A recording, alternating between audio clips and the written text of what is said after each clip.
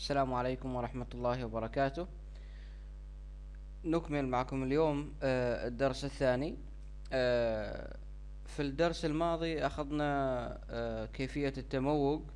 آه، شفتوا كيف كان عملناها من البداية. طبعا في حركات حلوة، أفكار جدا جميلة. الحين راح نكمل بعض الحركات الجميلة والفنية في الفوتوشوب.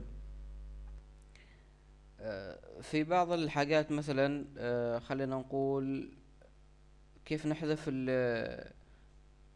العناصر في الطبقات هذه. مثلا هذا العنصر نريد نحذفه في طريقتين. اولا هذا العنصر نسحبه الى سلة المحذوفات، وهذا تشوفه، او نضغط عليه ونضغط على الزر في الكيبورد ديليت يلتغي.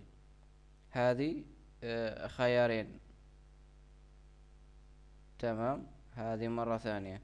لاحظوا المكان فاضي أبيض مثل ما كان. الحين ننتقل إلى الدرس الثاني. كيفية رسم الأشكال.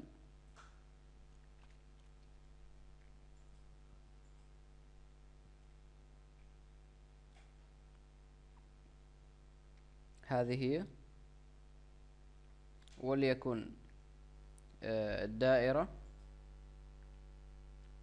لاحظوا أنه ممكن نشكلها على الشكل اللي نريد، لكن في حركة. لو أردنا إنها تكون دائرة مستوية بالكامل، متساوية من جميع الزوايا، نضغط في الكيبورد الزر شيفت.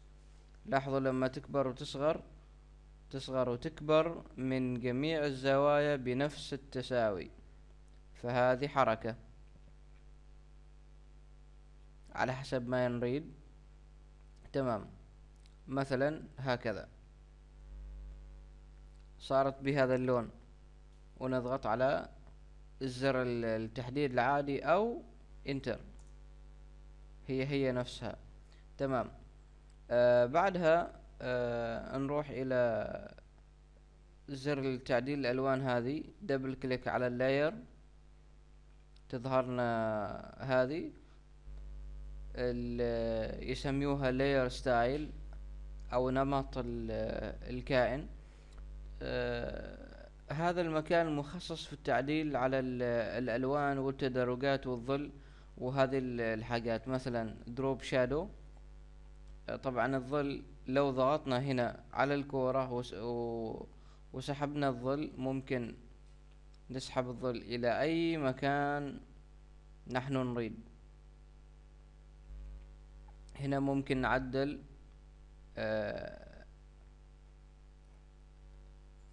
حجم الظل. لاحظوا كيف تغير. فيه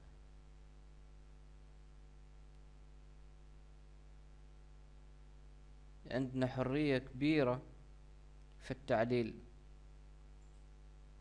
تمام. نفرض اني خلاص انا ما اريد الحين inner shadow، ظل لكن من الداخل.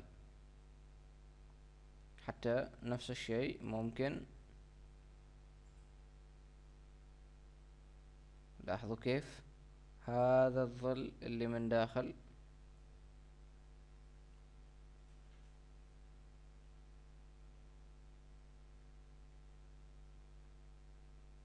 outer glow معناها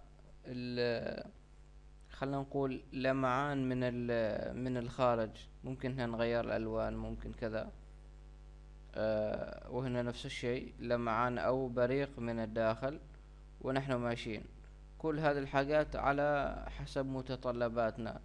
color overlay اللي هو لون هذا العنصر. طبعا يكون لون سادة، لون سادة فقط، ما في اي شيء، على حسب الاحتياجات. وهنا الجريدينت اللي هي التدرج. نضغط على هنا ونختار التدرج اللي نريد. تمام.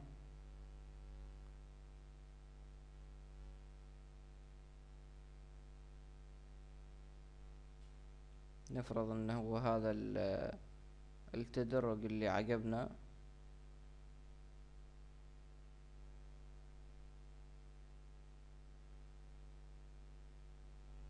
اوكي اوكي.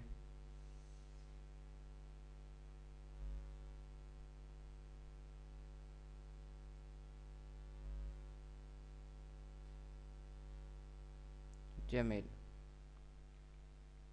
هذه هي. طبعا ممكن نستخدم الدوران. انتر.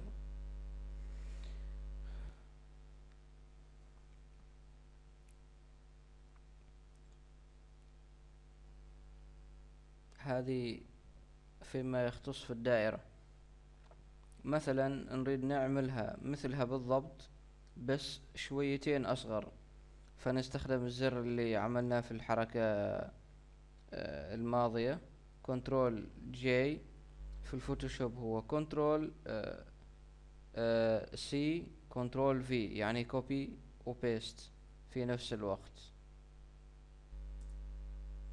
هذه هي بكل سهولة. مرة ثانية.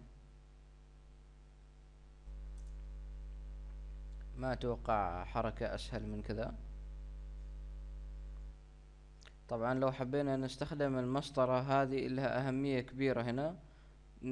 نجي على هذه المسطرة ونسحب كأننا نسحب حاجة، فنسحب جايد لاين اللي هو خطوط الإرشاد. راح نستخدمها كثير، ضرورية جدا في برامج التصميم. تمام. لاحظوا كيف. طبعا خطوط الإرشاد هذه سبحان الله كأن فيها مغناطيس، فأي شيء يجي فيها راح تسحبه. تمام. فهذه نقطة قوة تريحنا كثير. نفس الشيء كذا. لكن السؤال، كيف لو حبينا نتخلص من خط من هذه الخطوط جبناه مثلا بالغلط؟ نفس الشيء إذا حبينا ننقل هكذا ببساطة، نسحب هذا بسرعة إلى الاتجاه اللي نريد نتخلص منه، مثلا كذا، خلاص بأسرع ما يمكن.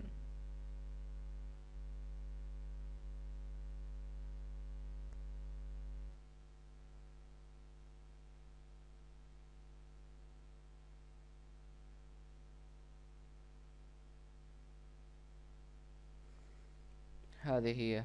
طبعا وظائف الستايل هذه ممكن تفيدنا في هذه الحركات. لاحظوا هنا الشكل. كل ما غيرنا ضغطنا على ستايل من هذه الستايلات يتغير الشكل هذا بكل سهولة. فهذه فائدة من فوائد الستايلات.